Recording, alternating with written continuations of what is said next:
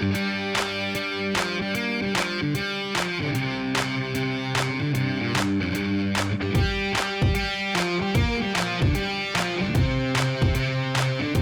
deserve so much more than what you've been putting up with in relationships. So much more. It's ridiculous how much more you deserve than the cycle that you've been in.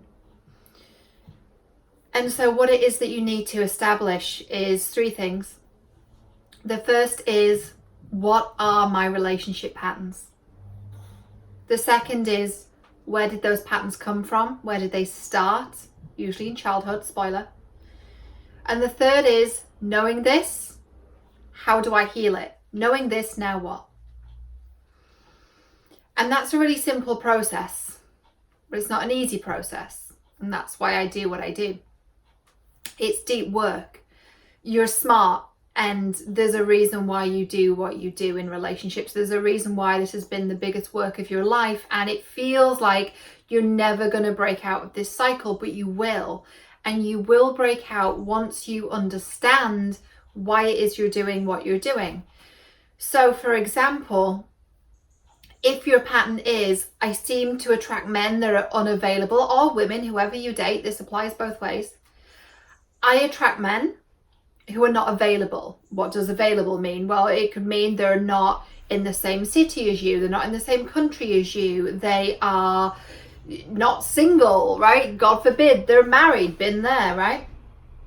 And it's nothing to be ashamed of. You don't have to carry the shame, but you do have to get really, really curious about why it is that felt familiar. So 1, what's the pattern? The pattern is, I'm attracting men who are not available to me, right? That's your pattern. Where did it come from? Well, what was your family dynamic like? What was your relationship like with your mother, with your father? Who was it in your life that was unavailable to you, that wasn't really fully there? That doesn't mean not physically there, although it can. You might be thinking, I think I had a pretty happy home. Okay, but when your father was there, was he present with you? Did he see you? Or was he too busy? Was there always something that was more important? Did you have to fight for his attention? And what's going to happen is your inner child, right? Adaptive child is the term. That child inside you is going to repeat that again and again and again, hoping for a different outcome, and the outcome is not going to be different until you heal that wound.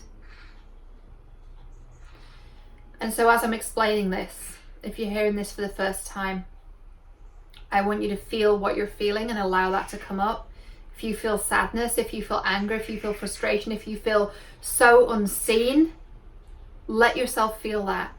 Let the tears flow. Let yourself journal on it. Let yourself go to the gym and punch the crap out of the punching bag. Whatever it is you need to feel these feelings and allow them to come up and release them, do that. That's the healing part. And I wish I could give you, the perfect soundbite of this is exactly what you do to heal it. And I can't know that without knowing exactly what it is for you. And if you want to go deeper with me, it would be my honor and my privilege and my joy. So do reach out, and I'd love to hear what it is you want to work on in your relationships, what it is you want to be your reality in love and dating and relationships, and together we'll find the best program for you. So I'd love to hear from you.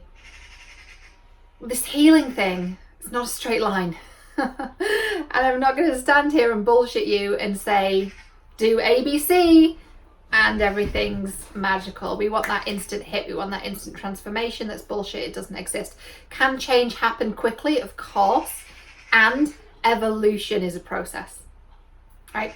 Plants, flowers, trees don't grow overnight. It takes time for them to germinate, to grow, to bloom, to really come to their full fruition. And it's not instant. It requires time, nurturing, it requires all the things you need to bloom and to grow. So I want you to know this. You're not doomed in love. There's nothing wrong with you. You're not broken, but there's some patterns that you learnt when you were a kid that you're repeating now. And all we need to do is identify what is the pattern, where did it come from, and how did it serve you then, and how is it continuing to serve you now? right? What need is getting met from that? I know that sounds a little crazy. You're like, well, of course it's not serving me, Cheryl. It feels like shit. Yes, it does. And it's meeting a need in some way, and I want to find out what that need is. And 3, knowing this, how do I heal that? Knowing this is the core wound, the core reason why I'm doing all this crazy shit in dating. Knowing this, how do I heal it? I'll see you next time.